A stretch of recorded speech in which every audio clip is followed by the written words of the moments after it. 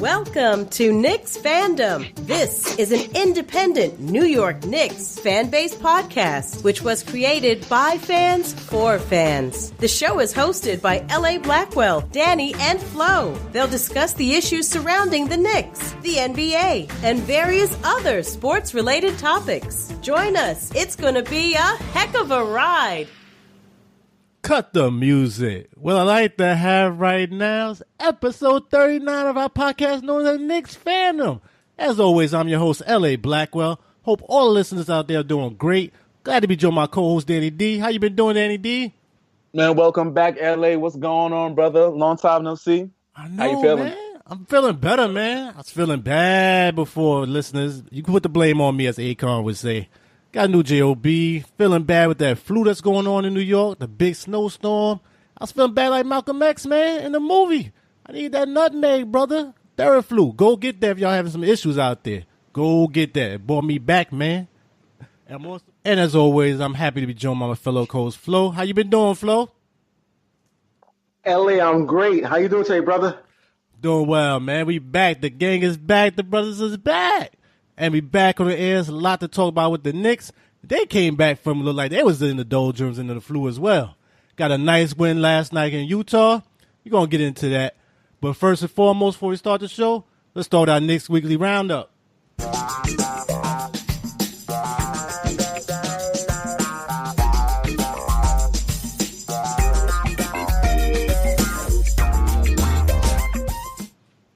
The Knicks' current overall record now stands at 21-25. Their home record is 15-9. More importantly, their road record now stands at an abysmal 6-16. And if the playoffs started today, they wouldn't even be in the playoffs. They would be in 10th place. But first up, let's start with the most prevalent three games concerning the Knicks. A recent loss to the Memphis Grizzlies, 105-99. Let's start with that, fellas. What y'all thought about that loss? Starting with you, Danny D. It was a loss that shouldn't have went down. I think the Knicks definitely should have won that game, especially you had the overpriced Mike Conley Jr. wasn't playing. Then you had the tattletale Marc Gasol wasn't playing. So they should have really spanked those guys. And there's like, as you gentlemen can see, there was a late call with a technical on Courtney Lee, which he shouldn't have got. And they was upset, whatever, saying that it cost them the game. But listen, when you're trailing by 18 in the third quarter, there's no reason you should be losing to 18 to the Memphis Grizzlies. Those guys are bums, So I'm very upset that they lost that game, and that's a game that they definitely should have won. Definitely. Oh, definitely agree with you on that, man. They lost a bunch of no-name people. I'm not understanding that one, man. What you thought about it, Flo? LA, man, I was pissed off by this loss. Very disappointed whatsoever. Even the $94 million man didn't play. Chandler Parsons, he didn't play at all. I just don't understand how the Knicks could lose to this team. Yes, I understand. They had 14 turnovers, and the Grizzlies had 11. I get that. But the three-point shooting, Knicks were 7 of 27 from three, 26%. Grizzlies, 10 of 28, 36%. Overall, Tim Hardaway Jr. came off the bench. 16 points, 5 of 10 from 5 of 10 from the field, 2 of 7 from 3, 4 rebounds, 1 assist, +1 in 25 minutes. And Michael Beasley coming off the bench, 18 points, 6 of 11 from the field, 1 of 1 from three-point land, 7 rebounds, 2 turnovers, 3 blocks, and a +8 in 23 minutes. Those are pretty much the only 2 players that actually showed up for the Knicks.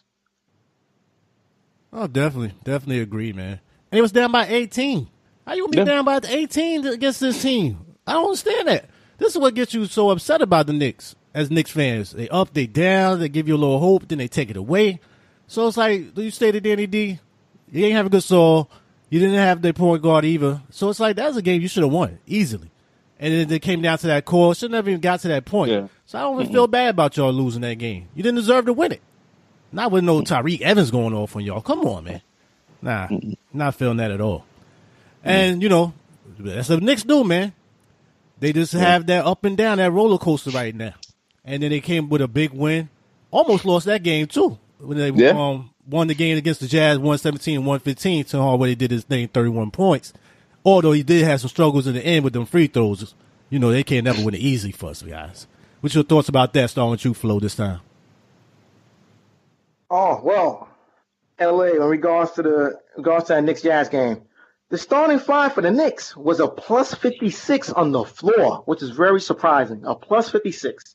The Knicks bench was just minus all over the place. Minus all over the place. But again, like you said, LA, Tim Hardaway Jr. had a great game.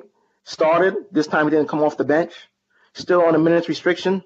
He had 31 points, 11 of 17 from the field, 6 of 7 from 3, 5 rebounds, 3 assists, 2 turnovers, and a plus 7 in his 27 minutes.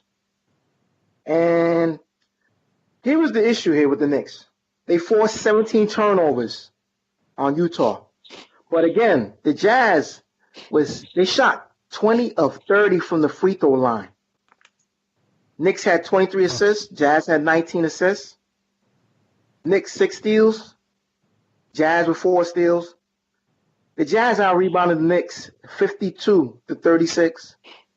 But the Knicks only had 12 turnovers.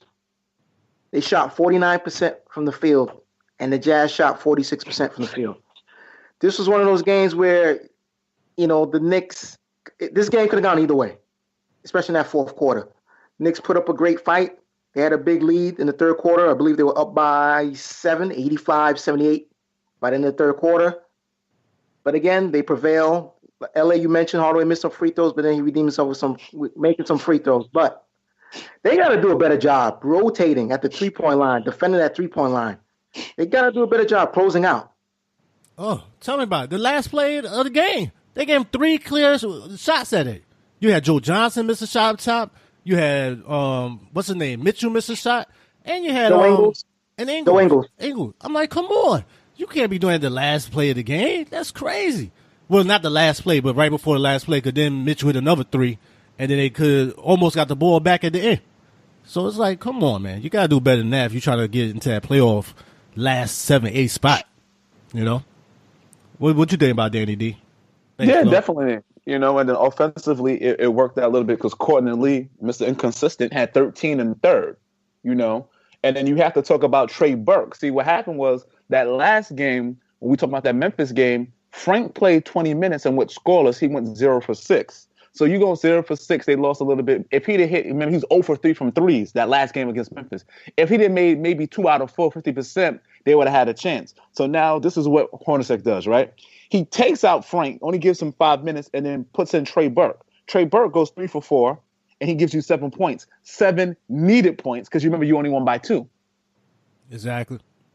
So, that's what, but like you said, for me, it's still too close for me because that's the same thing that happened last year. Remember when we went on that run last year before we went down, we were winning games by 1 or 2. And sometimes it catches up with you because sometimes if you're playing 50-50 ball, it might not bounce in your favor all the time. No, very true. And this is the first game back for Rudy Gobert. So you got him on his first game back and you still let this guy go 23 and 14 boards? Come on, man. You got to shut that down low. And the other thing is, this wasn't the best game by Mitchell. I've been pumping him up, and he played better the last half, but he struggled. He struggled mightily. So you should have been way up to me in this game just looking at it. But then, like you said, Trey Burke, I think he played really well at the end, and especially that pick-and-roll game up top with him and Beasley. That was a good little play. I want to see more of that. And Frank, you're getting lower and lower in this depth chart, brother. I don't know. Yeah. You got to pick it up. Once the Trey Burke get going, man, he got them little Iverson cornrows. He just need to get them freshly done a little better. Oh, man, it was all over the place, man. He need 2 headbands. He like, hey, I'm off that G League salary, baby. I'm coming up now. I was glad to see him out there putting up productive numbers and stuff, actually dribbling around people. Only thing got to stop picking up his dribble some.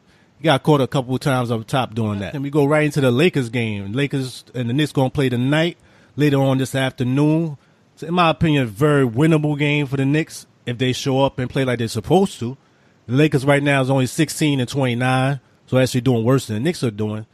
And, what do you guys think about that coming off that win at Utah? How you think that it's going to do against the Lakers, even though they don't seemingly do well against with prosperity? Starting with you this time, Flo. Well, in order for the Knicks to win this game, their front court has to have the ball in their hands, and they got to pound the ball inside. with Cantor and with Porzingis. They're matching up against Kyle Zuma, who's 6'9", and Julius Randle, who's 6'9". Pound the ball inside. Keep in mind, LA, that KCP has a strained Achilles, and Brandon Ingram has an ankle issue. So those players are game time decision. In regards to Lonzo Ball, he's already been ruled out of the game. He has a mysterious knee soreness problem. Okay. That's good for the Knicks, I hope. LA, the Lakers are last in free throw shooting. Last. They average as a team 69%. Very important, especially in their last game Friday. They beat the Pacers 99-86. The Lakers made NBA history by shooting 2 for 14 from the free throw line. That's an average of 14%. They're not a good free throw shooting team, and Jordan Clarkson had to carry them. He had 33 points, 7 rebounds, 7 assists, and the Lakers finally got their first victory without Lonzo Ball. So right now they're 1-8 without Lonzo Ball. So I'm the Knicks. Defensively, you got to contain Jordan Clarkson. Make the Lakers shoot jump shots. Do not allow them to go to the hole. Make them shoot jump shots. And put them on the free throw line. Make them earn points. They can't shoot free throws. Make them earn their points. Knicks offense, pound the ball inside with your big fellas. Pound it inside. Pound it inside. I hear where you coming from, Flo. Thank you there. How about you, Danny? What you think about them and their chance against the Lakers? We got to get this W tonight. You know what I'm saying? Clarkson, like Flo said, you got to contain Clarkson. And then Jared Jack is going to might be faced up with Tyler Ennis. Never even heard of this guy. If Jared Jack don't get busy on Tyler Ennis, I'm going to be upset. This guy's a rookie. He might start. I don't know who it is. You got to get busy. Tim is going to have the jump shots. He's going to be ready to go. It's just going to in the bench. If Michael Beasley and Trey Burke come off the bench, and I don't know if Kyle Quinn, I don't know what Jeff Hornacek rotation is going to be, but our bench should outscore the bench easily, handily. Just stay away from the fouls, and like Flo said, pound it inside. KP, please don't take a lot of threes. Just go to the post and just go to work so we can get out of here and get this W. I hear you guys and totally agree. They got a lot of injuries, a lot of possible people out. Like you said, with Ball, Ingram is questionable. Even Randall's questionable. You know, he's been playing through that fractured finger, I think. But they signed Nigel Hayes, so help is on the way. But Knicks definitely should win this game. KP need to do his thing. Tim Hardaway need to keep putting them buckets in. And it's definitely a big win. It's a win they need to have, especially on the road, if you're going to make that big push. They talking about a lot of trade rumors right now. A lot of stuff talking about with Hornacek. Ja may be a little nervous. Issues going on. So you want to keep all that talk out there, you got to start making some wins, man. Simple as that. Knicks definitely should win. I'm not going to say big, but they just need to pull this win off. And just going from there, what do you guys think about the Knicks season overall at this point? Starting with you, Danny D. Just where they at overall. What do you think about them? So overall, do you want to give a grade? Yeah, that's cool. We could go that route. So right now, giving a grade. So we'll be gunning things like that. I'm gonna have to give the New York Knicks right now. I'm gonna have to give them like a D. I'm giving them a D. Dang, that's what I said. Yeah, I gotta give them a D or a C minus. And the fact only I'm giving them a D and a C minus. I might go to C minus range because Tim. I have to put in account that Tim Hardaway was hurt for a significant amount, and then KP was getting tired at 22, 23 years old. He is tired, all that backload he's doing with the Knicks. And then defensively, we're still not doing good. And then that horrible road record.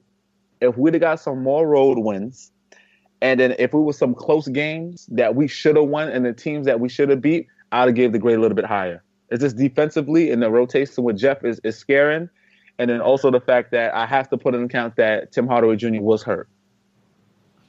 No, I hear you. I hear where you coming from. But I don't want to hear KP talking about he tired, bro. Not at that age. Now, see, this is what I'm talking about. This is why I said this season was a season to see if this guy's going to be the franchise player or not. Because all these things, when you ain't got Melo there to help you out, and you ain't got the other dude to really put you on your back, the team fall on you. And last time I checked, not that even put them in the same ball game, but you know what somebody else was doing at 23 years old? Another superstar player? LeBron was going to the finals, man. You know what I'm saying? So I don't really worry about the tired. A lot of people tired right now. I'm tired of Knicks losing. That's what I'm tired of. So I don't really want that. You had Patrick Ewing put this team on his back for years, had no help, kept them in the playoff consistently, which now looks a lot better when you don't think about how hard it is for the Knicks to even make the playoffs. So it's like, okay, I understand. You're young guy, you're going through it. We get it. But you're going to have to suck it up on some level, man, at the same time, especially if you want to be the main star on this team. What you think about it, Daddy? Flo, what do you think how the Knicks doing overall right now? I agree with Danny D. The Knicks deserve a D. Overall, Porzingis is his first season as the main guy in the team. He's still learning. He's still learning how to adjust. The things that he needs to really work on is, number one, his passing. He's got to learn how to pass out of a double team. Number two, he's got to be able to learn how to post up properly. Number three, need a healthy Tim Hardaway Jr. That's important. Number four, need a real starting small forward. Right now, Lance Thomas is not the answer. I know no one didn't bring this up, so I'll bring it up now. I believe in the Memphis game, Lance Thomas played 14 minutes. He started 0 points, 3 blocks, and I believe he had 4 rebounds in 14 minutes. That doesn't translate to W's. So they definitely need a starting small forward. LAD, I've mentioned about the Knicks bringing up Isaiah Hicks from the G League, bring him up, start him at a small forward. Because right now you're not getting enough from Lance Thomas. Period. Frank's got to really grow up real fast because right now the pressure's on. If Trey Burke gets some minutes tonight against the Lakers and he starts to look well, I think you're going to see a lot of Frank on the bench, and you're going to see more and more Trey Burke. Nah, I hear where you guys coming from, and I agree with somewhat where you coming from. Right now, for me, a grade probably is like, you said D plus maybe, right in that thing. They was a little closer in the playoff, like maybe 8th spot. Right now, I give more like a C in that thing, a C plus. So they right down in that level to me. But it's just a lot up and down with this team right now. Even coaching, rotation, Frank, he need to be playing much better at this point. I'm not saying he need to be starting, but we shouldn't be seeing so much of Jared late in the fourth quarters, man. It's too many times he's throwing the ball away. He's looking tired at the end. Frank need to be getting those minutes at the end, man. So now you got Trey Burke taking your minutes. That's not a good move right there. Looking at that, especially trying to go forward with this team, and just overall, it's too many games they lose and they should have won. That's the issue right now. It's no consistency with this team. So just moving to the next question, guys.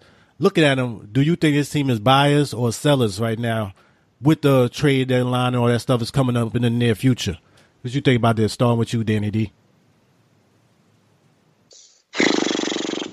I might have to, what you call it, man.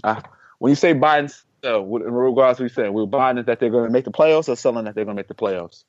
No, not so much in that regard as if they buyers, should they make a trade like we're going to talk in the next couple of minutes for like Kemba Walker and those type of moves, or should you like back up the truck, start getting rid of Courtney Lee, get rid of O'Quinn, anybody that's worth anything, and just start tanking. Just start selling, not even trying to make a push for that playoff run. You don't see that team doing that. So should it be buyers coming up the trade deadline, or should it be pure sellers at this point? It's a tough situation right now. A tough situation. I wouldn't even say a buy or sell. I would just keep everything the same. So I wouldn't even sell. I would just buy. For me, I was just buy and just ride it out. Just ride it out, and just see whatever happens this season. Just happens this season, because you still have a young core and you still have Frank and things. Porzingis, I'm gonna buy it out and just play the rest of the season how it is. Just for me personally. Okay, I don't want to touch upon the deal yet. So let's say that major deal we talking about, a Kemba Walker deal. Will you even be trying to push that? Or you be like, it ain't even worth it at this point. We're gonna get into more detail, but what would you say we're getting right now off top? No, I'm saying no, I'm not doing it. For just me, and then I'll say why later on the next segment when we bring it up. Okay, I feel you. All right, how about you, Flo? What you think? You buying or you selling with this Knicks team right now? LA, I'm selling this Knicks team right now. Right now, I'm moving Courtney Lee, see if I can get a first round pick. He's putting up the best numbers, for the first time in a long time. Big numbers this year. So definitely I'll be selling Courtney Lee for a first round pick. The next thing also, I'll see if I can move Kyle O'Quinn. Possibility he can get some more money in the open market. So he'll probably opt out. So let's see if I can move him, see if I can get a pick for him. Maybe if I can get a second rounder. The next player I can see trying to move Lance Thomas. See if I can get somebody that's willing to accept his contract. Trade him to a contender, you know. And let's see, who else? Michael Beasley. I definitely think I would move the walking bucket, a.k.a. Michael Beasley, walking bucket. I would definitely move him. See if I can get a second-round pick for him. Or maybe another young player in return for him. Okay. I hear you where you guys come from. Shockingly, I'm going opposite, man. I think they need to be biased at this point. And I'm going to get into that in more detail. But there's some particular reason why I'm saying they should be biased, not like this mortgage your whole franchise or your future, I should say. But where they at, they're in a very precarious position. There's a reason I'm going to say they should be biased. But we're going to talk about that as we go on further in the show. All right. Thank you, fellas. Much appreciated in that regards. And that's going to bring us right to our next segment, Behind the Scenes. And for listeners out there that might not have heard, Behind the Scenes is where we talk about some rumors that might be affecting the Knicks, some trade rumors, some G League development news, or some article we saw we might find interesting and think, in turn, you, the listener, might find interesting as well. Starting today, we're going to start off with you, Flo. What you got for us behind the scenes? LA, unfortunately, the Westchester Knicks lost the game in the G League yesterday, 97-92 to the Maine Red Claws in Maine. It's going to get no trade work, man. LA, believe it or not, Anthony Bennett. Remember Anthony Bennett? Remember him? What? That's my man. $100,000. That's my man. That's my man.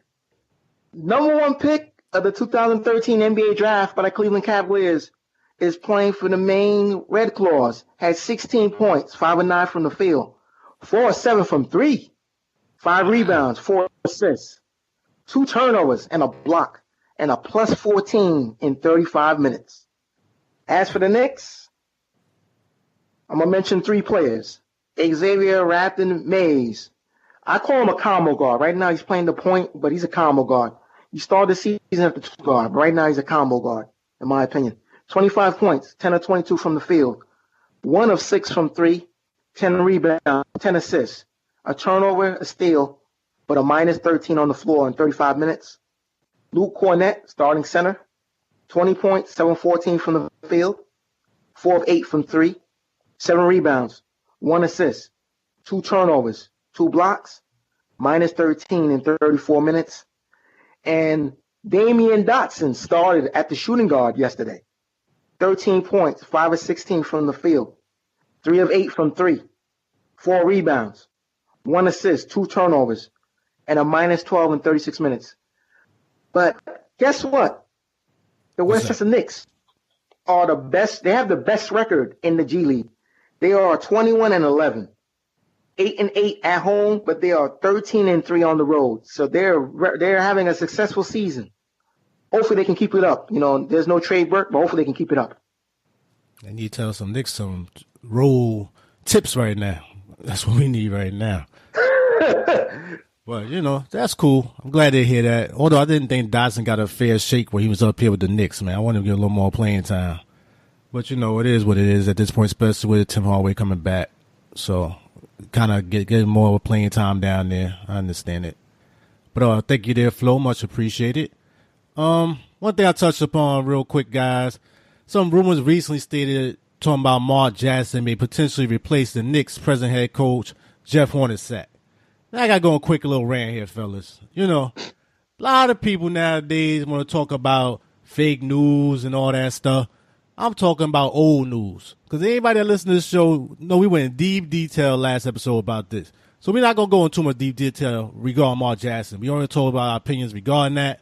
But I do want to talk about 2 other people they talked about recently that may be in the Knicks and wheelhouse. They just say may go in there in case Hornacek is let go. And it just gets y'all guys' thoughts about it. One of them they was talking about was Doc Rivers if he could get some eliminated down the road with the Clippers. And another one is Jeff Van Gundy coming back. Want to get a quick idea what y'all guys thought about both of those candidates replacing Hornacek down the road. Since we didn't talk about that one last episode, but make sure to go back to listeners. It was a very good episode. We talked about those potential coaches, not only just in NBA, but as well as in college field, you know.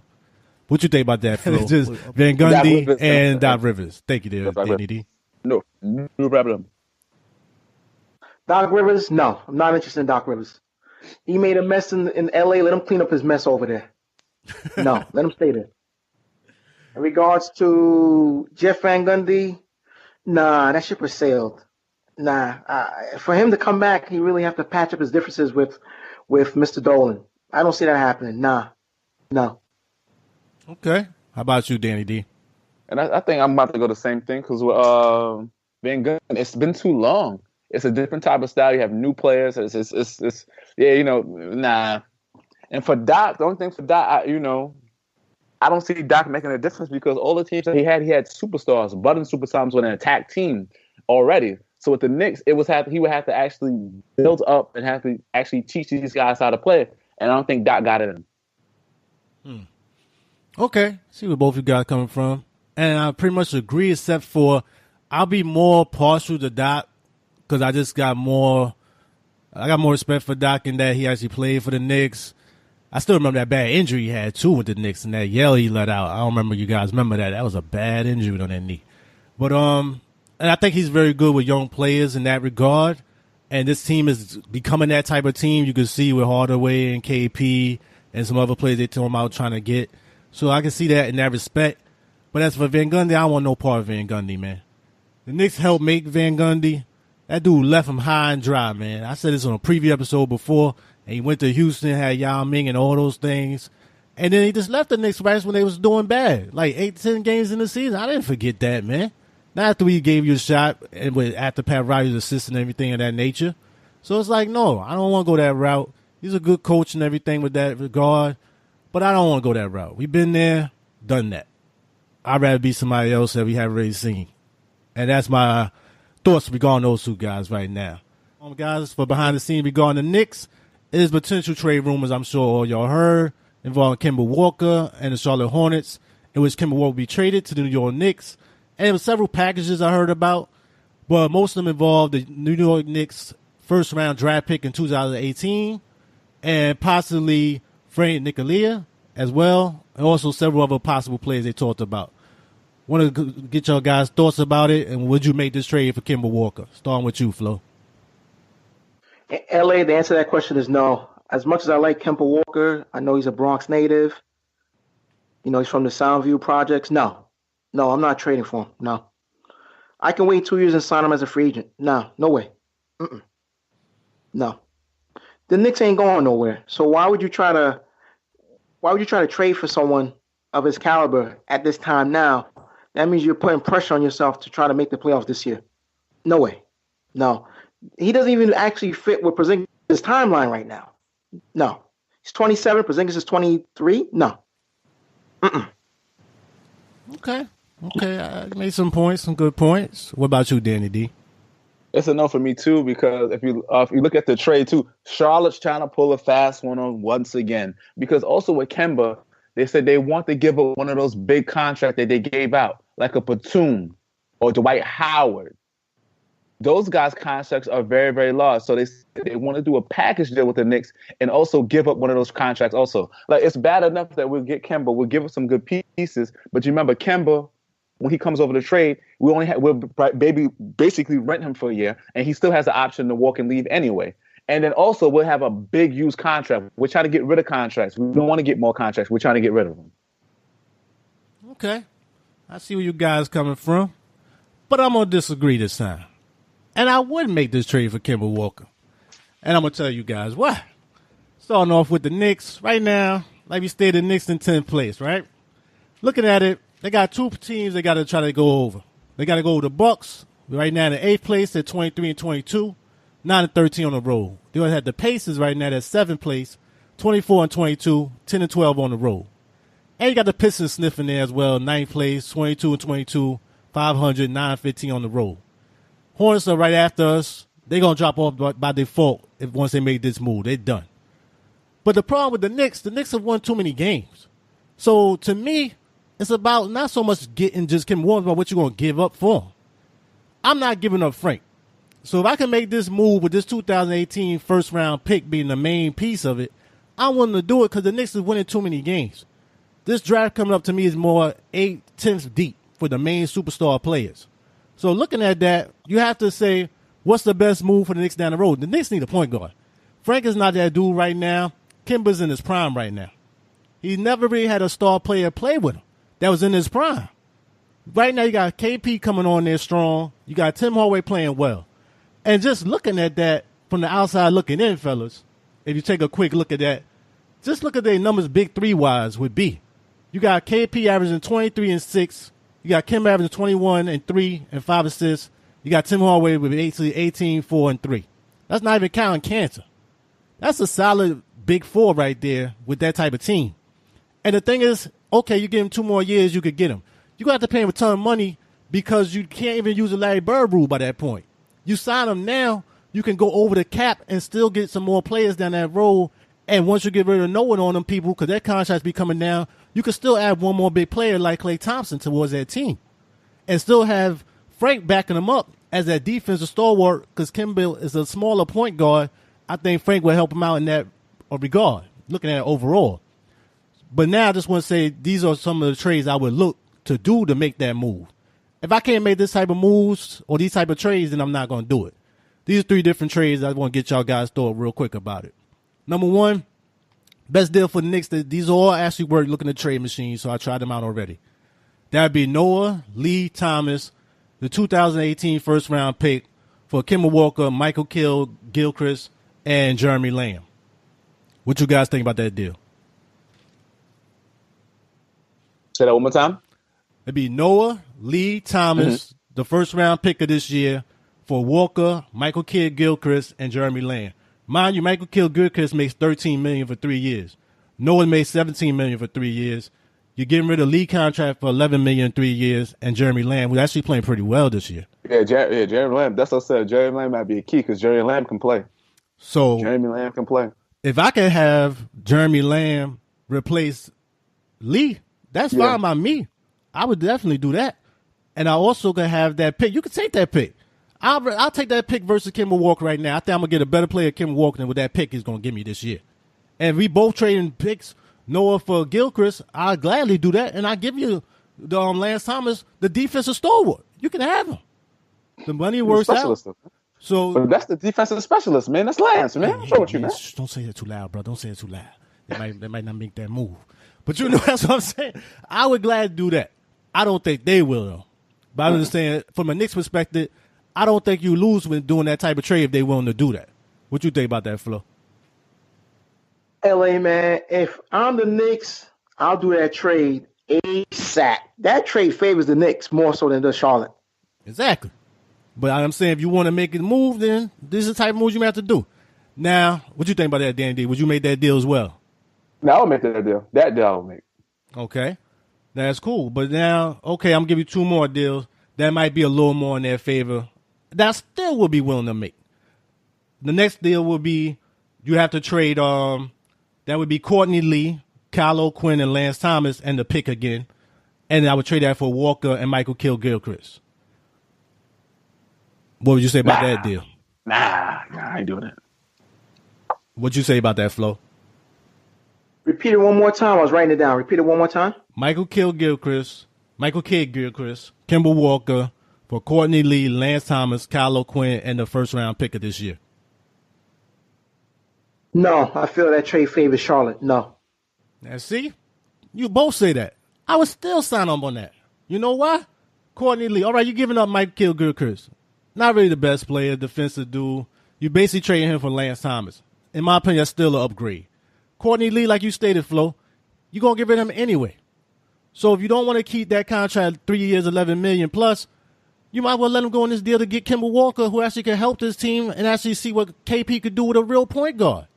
Kyle Quinn, you may not need him right now because Kyle Quinn is basically a player that needs to be on a playoff team. I don't think this team is that type of team right now, although I think they would make the playoffs once they make this deal. But you got to give to get. I would do that. I still would do that right now. I still think that's a deal worth making. And if this can make that happen, I would definitely do that deal. But I'm saying if you want to make it a little more fair, a little more, something that's more actually can happen, more reality-wise, okay, I'll give you that. But I still would do both these deals. That's the point I'm trying to make. And the last deal, which none of y'all probably want to make, but still would make sense, I think, for the Knicks, would be trading. This is the type of deal, like you stated, Andy D, they trying to get rid of big contracts.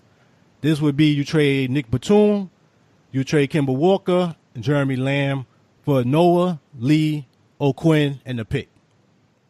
Still works. Bad part is now you got Batum deal $22 million for 4 years. But you're getting rid of Noah deal 3 years at $17 million. See, that's not bad. See, I would go with that deal more because actually Batum can actually play. You understand what I'm saying? It's not like Batum is somebody that's whack. He can actually put up a number and be an asset to the team as opposed to Noah, who's not doing anything. Charlotte might reject that trade. They might, but that's a lot of money you're giving back. Plus, Kemba Walker making $12 million too. But either way, like you said, it's something. Okay, we both taking a risk. The bad part for the Knicks, they got that extra year versus being done with Noah in 3. They got an extra year of Batum at that point. But to me, to get Walker, and all I'm giving up, am I still keeping Frank? And all I'm giving up is a guy that actually could play for them is Lee and O'Quinn, which you don't know if you're going to be able to keep O'Quinn anyway. So my thing is, if you get Lee, get rid of that contract. Lamb steps into his position. You got Walker at the point guard. This team can make a push for the playoffs, get better, learn, and then still have enough money left on down the road if you don't sign some other people to make that big push for like a Thompson or somebody. Because remember, you can do the Larry Bird rule by that point and try to go over the cap with some of these guys. That's the thing I think people got to think about versus trying to get Walker on the open market at that point. What do you think about that deal, Flo? Repeat the deal one more time. I was writing it down. Batum, Walker, Lamb for Noah, Lee, O'Quinn, and the pick. O'Quinn and the pick. Noah, Lee, and the pick. For Batum, Walker, and Lamb. Noah, Lee, O'Quinn, and the pick. Yeah, I'll do that trade. For both, yeah. I think both teams will be satisfied. I'll do that trade. See, that's what I'm saying. That's a fair deal. Looking at overall, a lot of people, as you stated in the beginning, you didn't want to make the deal. Say it's not that bad a deal to get a player actually in his prime who's actually from New York, and I think would play really well in this system. I really think he would, because he's another guy that can make his own shot. That's a big problem with the Knicks. They don't have enough people that make their own shot, man. They really don't. And with Lee and Hardaway, you brought 2 people playing the same position. So at least get rid of that log jam and some of that money. But, listen to what you think about that. If you think it's a good deal, let us know. Give us a little message at Knicksfandom@gmail.com. Let us know on that regard. And in the comment section on YouTube as well once we post the video as well. Okay. So we had a good talk, good conversation regarding that. All right, brings us our next segment of the show, which is NBA Off the Court.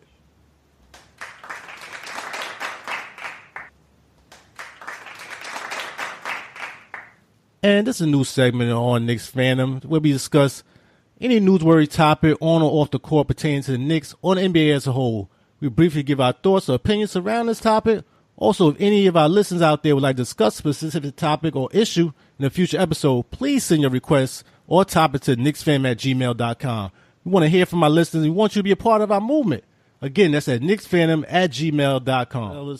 I saw some recently in the news. I just want to get y'all guys' thought and see where y'all thought about this. Recently, they named the top 5 selling NBA jerseys were announced. And I wanted to see what you guys thought they were. What was the top 5 in the whole entire NBA? And I want to see why do you think they were actually the top 5? And what does that say about the NBA fan base as a whole? But I just want to see what you thought the top 5 best-selling NBA jersey were. Starting with you, Flo. I would say number 1, it'll be the Greek Freak. Okay. Number 2 would be Steph Curry. Okay. Number 3 would be LeBron James. Right. Number 4 would be Joel Embiid. Mm-hmm. And number 5 would be the Unicorn, KP. Okay. Some good guesses. I was a little shit about who they were as well. What you think about that, D? Who you think was the top 5 best-selling NBA jerseys? I'm going Steph Curry. Okay. LeBron. I'm gonna go Russell Westbrook. I'm gonna go KP and Antetokounmpo. All right. You got a lot of them in there, Danny D. And for our listeners and for our hosts, the actual top 5 in order was Steph Curry, LeBron James, followed by KD, Kevin Durant, the Greek Freak, Antetokounmpo, and KP, our very own Kristaps Porzingis. What you guys think about that says about the NBA as a whole? Starting with you, Danny D. as always, it's different. It's universal. When I say universal, that it's so abroad. So when I say abroad, I mean like Antetokounmpo and KP. He's from a different country and things like that. And a lot of people are watching basketball in the shows. Like you remember when Yao Ming was playing, he had the #1 jersey at one time. Yeah, the international game is definitely big right now for NBA. What you think about Flo? Yeah, finally the NBA is going global. That's big. Definitely, that's big. That's big. Yeah, I respect that. That's definitely, I respect that. No, I agree with you guys. The biggest thing it told me though, everybody loves a winner, man. That's what it tell me. A lot of Golden State people right there. Also tell me a lot of bandwagon jumpers out here, man. How you gonna pick this guy Curry right off the top as well? It's like all the teams that's been winning. Same thing with LeBron in that regards.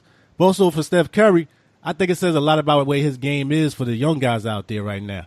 A lot of these guys, if you watch them in the NBA and watch them on the court, they play a lot like Curry right now. A lot of the threes from deep. Go ahead, Andy. Hey man, I'm just saying that, man. Trae Young, I want to bring up Trae Young, but he got to change up the game, man. I've seen a couple of them games, man. He's getting exposed right now, player. Just saying now. Just saying. Oh, he dropped 40-something the other night, though. Yeah, with a loss. With a loss. He put up 40 shots with a loss. He's a good player, but they got films now, man. They watching him now. They ain't doing that nonsense now. Just to bring it up, listener. We're just saying, if y'all know about Trae Young, just look him up. They're trying to say he's the next Steph Curry in college. Yeah, very true. And I saw Zion. He just got signed. He gave his letter intent to Duke. So I don't know how well that's gonna go. I've been keeping an eye on him. I don't know why he went there. A big name, man. Big name, known for the big name stars out there, Grant Hill and company. So I understand. What was the game then? You wouldn't have went there? Nah. I just once again, Zion Williams, one of the best high school basketball players, and he went to Duke. The only reason I say not go to Duke because you're gonna have to play within a system. You know what I'm saying? And that system might not fit you. And another thing is you went with 2 other kids that were in the top 10 that's gonna go to Duke too. I want to be my own man. I want to be the man on my own team. I don't need to be with nobody else. I'm just saying for me. No, you made a good point. Definitely where you're coming from with that as well. But we're going to see. We're definitely going to get a big name from being out there. He's definitely going to be well known. And, Mike Krzyzewski has a lot of connection with the NBA, so I think that might have played a part as well. But we'll see what happens, And also I think it says with regarding the jerseys is that still the big name players that they pushing is still the people that's a lot of people are buying. A lot of family members are buying that for their kids and things of that nature. So, and like you said, international with KP, New York fan base, all those things play a part. Well, I just thought it was a little interesting thing to go over real quick, guys, and get your guys' thought on that. Also, our listeners, see what they thought, who they thought they might have picked, just looking at it offhand. And that brings us to our final topic on the show. And for NBA Talk, we basically discuss some of the recent news we might have regarding the NBA as a whole, things we want to just touch upon real quick. And the main thing we want to talk about right now, guys, is the recently named Eastern and Western Conference NBA All-Stars. And the main players that were named so far for the East, from last time I checked, was LeBron James was named as well. You also had Joe Embiid, you had Giannis, you had DeRozan, you had Kyrie Irving. For the Western All-Stars, you had DeMarcus Cousins, Anthony Davis, Kevin Durant, James Harden, and Steph Curry. And basically, I want to ask you guys real quick about what you thought about the players that was actually named as starters, and do you think they deserve to be the starters? And if so, who you thought might have replaced them as the starters on the team, or you thought the fans pretty much got it right? What you thought about that? Starting with you, Danny D. I must say, it was pretty close. They were pretty dead on. And the only things that they're saying that I've been reading the research is, and I'm personally what I'm seeing, they said on the East, the only vote that could have went either way would have been Joel Embiid, because they're saying he doesn't play back-to-backs, and he hasn't played, I think he missed like 8 or 9 games. But then who do you replace Joel Embiid with? I don't see anybody in the East that you would replace him to be as a starter. And the only person close I could say was KP, but then also if I'm going to play apples and oranges, KP missed games also. Yeah, it doesn't really can't rebounds either. Yeah, and they got less wins. That's the thing. So I I don't see anybody else for that position because he deserves it based on that. And if I go to the West Coast, the only person that they said that didn't probably deserve it to be a starter would have been DeMarcus Cousins.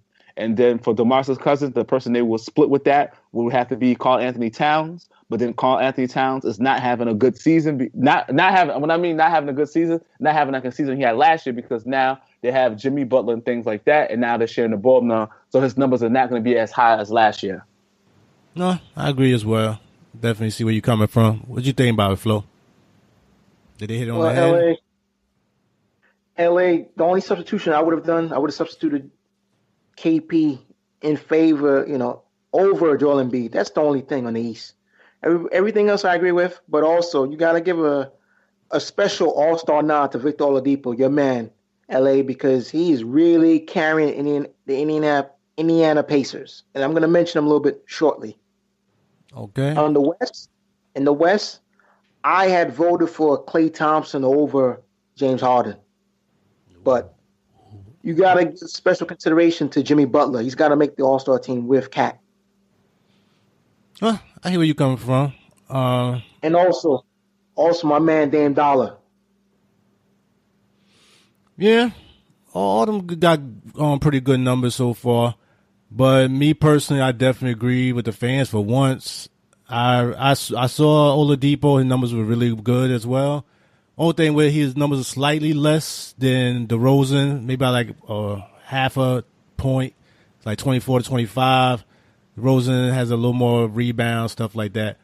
But it was very close. But just looking at the wins, you got to give him credit for the wins. Also, he's been doing this for a couple of years. They tend to lean with the veterans with that. So I kind of understood that. OD definitely deserved to be on the team, though. No doubt about that. He will definitely make it. As for Dame Dollar, he played well, but I definitely wouldn't put him over Curry. And I'm definitely not taking Harden out of that starting lineup. That guy has played great when he's been out there. He's definitely the heart of that team right now. And with CP3, I definitely want to see what they do come playoff time. So I definitely think he deserved to start. So I wouldn't have moved him as well. And that just brings us anything else you want to add regarding the NBA talk, guys? Starting with you, Danny D. The only person that I was going to talk about that deserves, look, this guy said that he deserves to be on the All-Star team. But I was like, bro, you only been bald since December and put the numbers is he's on the West Coast and he's a guard and he's on the Clippers. Who am I talking about, guys? Oh, Lou Williams? Lou Williams. He said he deserves to be on an All-Star team. I said, yeah, don't get me wrong. Lou's been averaging 30 since December, but I was like, man, the season didn't start in December, though. That's true. He was been killing it, though. He got like almost 50 points or something one game, right? Yeah. Listen, he needs an award, but I think it ain't going to be the All-Star now, but he's getting busy, though. He's single-handedly keeping the Clippers alive in the West Coast right now. He's averaging like 23, 2, and I think 5. He's putting up crazy numbers. He's coming off the bench, but I'm saying since December, he's been averaging 30. Yeah. If he did this the whole season, then yeah, he definitely deserved a nod. But like you said, it's not a half a season. So as much as he's been doing well, I can't put him as a starter. Not right now. I don't even know about even the backup. You're on the team. Yeah, he want to be on the team. He said he's a big team. What you think about Flo? I think he deserves special consideration to make the All-Star team coming off the bench.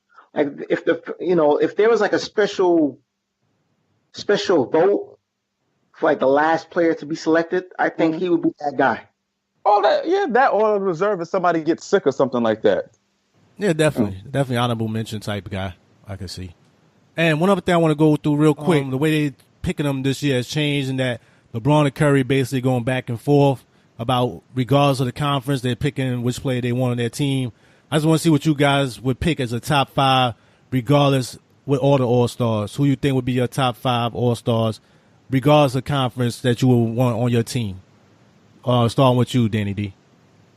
It's gonna be LeBron, KD, Anthony Davis. I might have to get Harden as the guard and maybe Kyrie as my 2 guard. Okay, that's a good one. How about you, Flo? Starting for the East? Just overall, your top 5, who you think is the best top 5 out of all the All-Stars that was picked this year so far in the starters? Just the top 5? Yes, sir. Okay. Anthony Davis. 1. Let me hit you that Jeopardy music, man.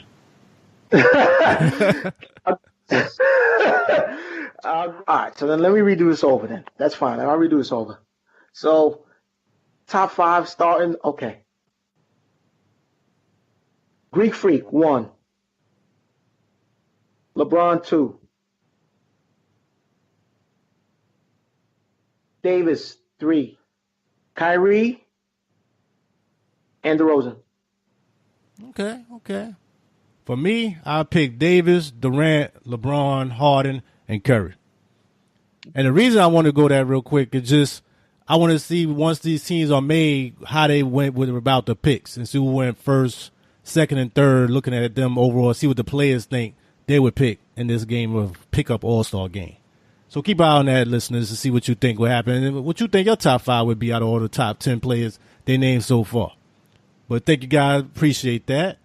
And I know you had something you want to go through, Flo, and talk about NBA talk. What else you want to add for NBA talk today? LA, I just want you to give me the floor for at least 3 to 5 minutes. I would just think, I was looking at NBA rosters, and I was just teams that should be buyers and sellers. I have a list of 13 teams that should be buyers and sellers. So let's start off with Charlotte. So we talked about Kemba Walker. So let's start off with Charlotte Hornets. With the Hornets, they need to be sellers. They need to move Batum, Marvin Williams, Michael Kidd-Gilchrist, Dwight Howard. Chicago Bulls should be sellers. They need to move Justin Holiday, Robin Lopez, and Nikolai Mirotic, even though the Bulls are actually 14-7 since Mirotic is back and healthy. But again, they're like 6 games back of the 8th seed, so it's time for them to be sellers. The Lakers need to be sellers. They should definitely need to move Jordan Clarkson and free up 2 years and $25.9 million out their payroll, out their books, because I know they want to make sure they have at least 2, max money contracts available. So, Grizzlies need to move Tyreke Evans. Maybe they can get a first-round pick for him. And maybe the expiring contract of James Ennis.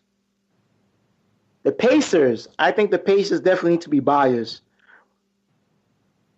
Right now, they need to give Oladipo some help, but he has not enough. Maybe they'll probably move a Thaddeus Young or a Darren Collison or Bojan Bogdanovic. Hawks definitely need to be sellers. Need to move Ken Bazemore. Need to move Marco Bellinelli and also Ersan Ilyasova. The Miami Heat need to be buyers. I think right now they're 4th place in the Eastern Conference. They definitely need another star to pair up with Dragic and with Whiteside. The Orlando Magic definitely need to be sellers. I'm sure there's a veteran team that needs a backup point guard and DJ Augustine, or a big man, Nikola Vucevic, or Mo Spinks. Maybe they can move him for a 2nd-round pick. Phoenix Suns, they're not going nowhere, so definitely they should be sellers. They should definitely move Tyson Chandler, small forward, Jared Dudley, a 3-and-D type player, Brandon Knight, point guard, and also Greg Monroe, big man. For Portland, right now, they need to be buyers. They definitely need to get another all-star to match up with C.J. McCullough and Dame Dollar. And they need to definitely go for broke and try to make it this year. If not, it's time for them to break up the team by the end of the season. If they don't go far in the playoffs, they need to move one of those players, either Dame Dollar or McCollum. So they got to go all in right now. The Kings got to be sellers.